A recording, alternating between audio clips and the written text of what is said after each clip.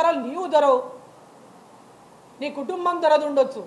మా కుటుంబం రైతు కుటుంబం, ప్రజలకు సేవ చేసిన కుటుంబం, ప్రజల కోసం ప్రాణాలు ఇచ్చిన కుటుంబం. చిట్టెం నర్సిరెడ్డి గురించి మాట్లాడే తాహత మీకున్నదా, అర్హత మీకున్నదా? అంటే మమ్మల్ని పండబెట్టి తొక్కుతానంట ఆయన.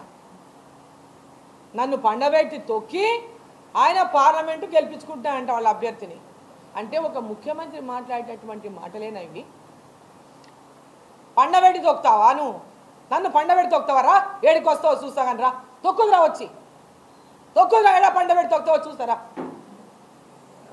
పాలమూరు ఆడబిడ్డ, పాలమూరు ప్రజల కోసం అనేక పోరాటాలు చేసి పాలమూరులో సాగునీరు అందించి, తాగునీరు అందించి, ప్రతి గ్రామంలో అభివృద్ధిని చేసి కాలేజీలు, డిగ్రీ కాలేజీలు, జూనియర్ కాలేజీలు, మెడికల్ కాలేజీ ఇవన్నీ జిల్లాకు తీసుకొచ్చి జిల్లా ప్రజల యొక్క అభివృద్ధి కోసం పనిచేసినటువంటి డీకే అరుణమ్మను మళ్ళీ జిల్లా ప్రజలు పార్లమెంటు గెలిపించాలని, నరేంద్ర మోదీ గారిని గెలిపించాలని, నరేంద్ర మోదీ గారు ప్రధానమంత్రి కావాలని ఈరోజు ప్రజలంతా కోరుకుంటుంటే అది చూసి ఓర్వలేనటువంటి కాంగ్రెస్ పార్టీ నాయకులు నోటికి వచ్చినట్లలా మాట్లాడుతూ ఉంటే మీ పాలమూరు ఆడబిడ్డను మీరందరూ కూడా మీ కడుపులో పెట్టుకొని చూసుకోవాలని చెప్పి నేను కోరుతా ఉన్నా.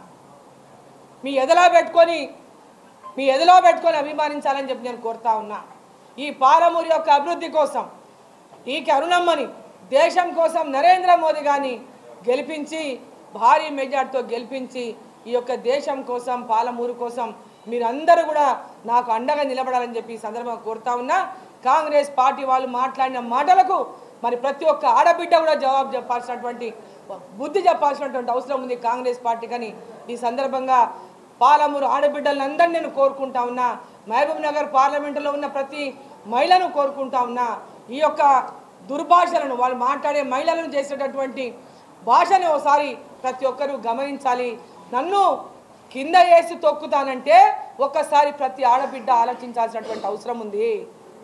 వీళ్ళ గుణం తెలుసుకోవాల్సినటువంటి అవసరం ఉందని చెప్పి ప్రతి ఒక్కరి చేతులెక్కి నమస్కారం చేసి కోరుకుంటా ఉన్న పాలమూరు ప్రజలందరినీ కూడా ఈరోజు మీ అక్కని, మీ చెల్లెల్ని వాళ్ళు అవమానిస్తూ ఉంటే, ఒక పాలమూరు ఆడబిడ్డను అవమానించి కేవలం ఒక ముఖ్యమంత్రిగా ఉన్నటువంటి ఆయన ఈరోజు అరుణమ్మని చూస్తే అడ్డగోలుగా మాట్లాడుకుంటూ ఇవాళ అడ్డుకోవాలని చూస్తుంటే దయచేసి జిల్లా ప్రజలంతా అర్థం చేసుకోవాలని మరోసారి కోరుకుంటూ కాంగ్రెస్ వాళ్ళని నేను హెచ్చరిస్తా ఉన్నా. ముఖ్యమంత్రి గారిని ఈ భాష మానుకోకుంటే, ఈ భాష మార్చుకోకపోతే దానికి తగినటువంటి మూల్యం మీరు చెల్లించక తప్పదని కూడా ఈ సందర్భంగా నేను హెచ్చరిస్తా ఉన్నా.